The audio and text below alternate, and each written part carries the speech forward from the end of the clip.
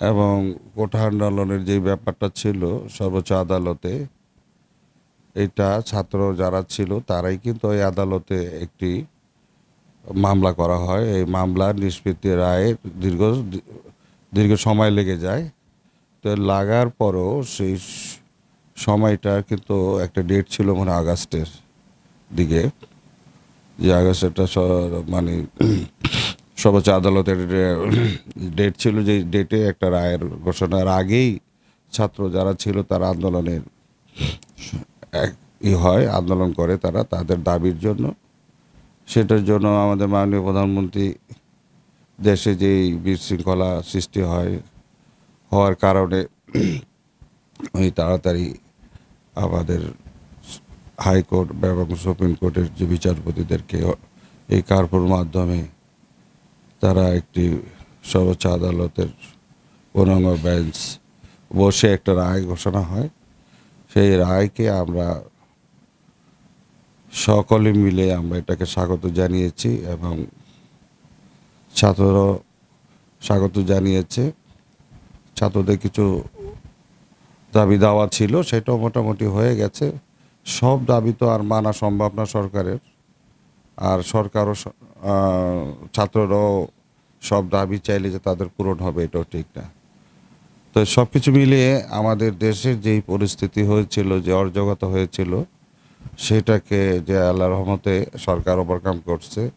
এই জন্য আমরা জনগণের পক্ষ থেকে সরকারকে ধন্যবাদ জানাই এবং দেশবাসী এখন একটা স্বস্তির ভিতরে আসছে। সেটার জন্য আমি আল্লাহ পাকের কাছে শুকরিয়া আদায় করি যে মানুষ চলাচল করে, যে মানুষ একটা আতঙ্কের ভিতরে ছিল, দেশটাকে একটা অরাজকতা সৃষ্টির দিকে নিয়ে গেছিল, সেইটার থেকে আমরা ফিরে আসছি। এবং এইটা একটা চক্র, বিরোধী চক্র এবং জামাত শিবিরের তাণ্ডবে এই ধরনের একটা ঘটনা ঘটেছে। না হলে আমাদের দেখেন, আমাদের বাংলাদেশের যে মেন পয়েন্টগুলো, আমাদের এগুলো করতে অনেক সময় লেগেছে, অনেক টাকা লেগেছে দেশের। এইটা তো এই যে মেট্রো রেল বলেন, এক্সপ্রেস বলেন, তারপরে আমাদের এই হানি ফ্লাইওভার বলেন, বঙ্গবন্ধু সেতু বলেন, পদ্মা সেতু বলেন, এগুলো তো জনগণের টাকা দিয়ে হয়েছে। তো জনগণের সম্পদ যদি জনগণ নষ্ট করে ফেলে, তাহলে তো সেখানে আর জনগণ সে থাকে না, সে তো সন্ত্রাসী হিসাবে চিহ্নিত হয়ে যায়, তাই না? তো আমি বলবো যে এই ধরনের কর্মকাণ্ড যারাই করুক না কেন, তারা যেন এই ধরনের কর্মকাণ্ড না করে, দেশের সম্পদ ক্ষতি না করে। আন্দোলন আছে, দাবি দেওয়া আছে, সেটা সরকারের কাছে থাকতেই পারে। সেই দাবি দেওয়া আন্দোলনের মধ্যে সেটা সুন্দরভাবে, আন্দোলন তো অনেক রকমের করা যায়, তাই না? স্মারকলিপির মাধ্যমে করা যায়, তারপরে জনসভার মাধ্যমে করা যায়, অনেক কিছুর মাধ্যমে। এই ধরনের জ্বালাও পোড়াও করে মানুষকে ক্ষতি করে এই ধরনের কর্মকাণ্ড যেন আমাদের দেশে না ঘটে। যারাই করেছে তাদেরকে আহ্বান করব যেন ভবিষ্যতে তারা এই ধরনের দেশের সম্পদকে নষ্ট না করে এবং জনগণ যেন জনগণকে যেন এই ধরনের কষ্টের মধ্যে না ফেলা হয়, সেদিকে লক্ষ্য রাখার জন্য আমি তাদেরকে বলবো।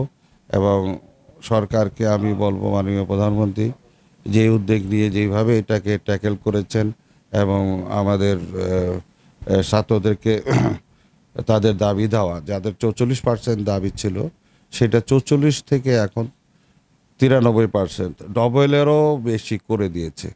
তারপরে আর কি থাকতে পারে? যেখানে 44% ছিল, সেটা 93% করছে। তারপরে তো আর কিছু থাকার কথা না, দাবি দেওয়া। আর একটা যখন আন্দোলন হয়, ঘটনা ঘটে, সেখানে ক্ষয়ক্ষতি হয়, সেই ক্ষয়ক্ষতির জন্য সরকার দেখবে যাদের ফ্যামিলি ক্ষতিগ্রস্ত হয়েছে। এটা তো সরকার কোনো দিনই চায় না, মঙ্গল না, যে ক্ষতি হোক, মারামারি হোক, কাটাকাটি হোক, এটা কোনো সরকারের কাম্য না এটা। তো যাই হোক, এটা হয়ে গেছে। আল্লাহ পাক সবাইকে যেন, যারা আমাদের এই আন্দোলনে শহীদ বরণ করছে, তাদেরকে যেন আল্লাহ বেহেশত নসিব দান করে। আমি আমার ওয়ার্ডের পক্ষ থেকে সবাইকে ধন্যবাদ জানাই যেন, এবং সর্বোচ্চ আদালতে যে রায়, এই রায়ের প্রতি শ্রদ্ধা রেখেই আমরা বলবো যে আমাদের এই সরকার এবং আদালত যেই সুন্দর একটি পরিকল্পনা সৃষ্টি করেছেন, এতে সবাই দেশে স্বস্তি ফিরে আসছে। এই জন্য সবাইকে ধন্যবাদ জানিয়ে আমি আমার বক্তব্য এখানে শেষ করছি। ধন্যবাদ।